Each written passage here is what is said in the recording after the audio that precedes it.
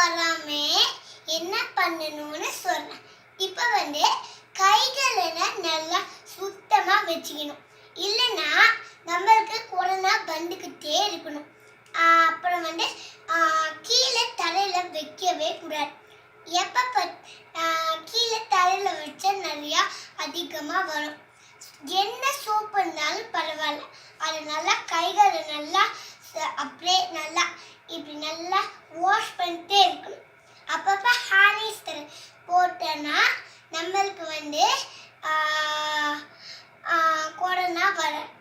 அப்புறம் இந்த மாதிரி அழுக்கு கிருமிகள் அப்புறம் அதெல்லாம் தொடவே கூடாது. இல்லைன்னா நம்மளுக்கு கைகளில் கிருமிகள் வந்துடும். அதான் மாஸ்கை போட்டுட்டு போகணும். அப்புறம் டிஸ்டன்ஸ் மெயின்டைன் பண்ணணும். மெயின்டைன் பண்ணா நம்மளுக்கு கொரோனா வரவே வராது. டிஸ்டன்ஸ் மெயின்டைன் பண்ணிட்டு அப்புறம் யாரையும் டச் பண்ணக்கூடாது. அவங்களுக்கு தனியாக இருக்கணும்.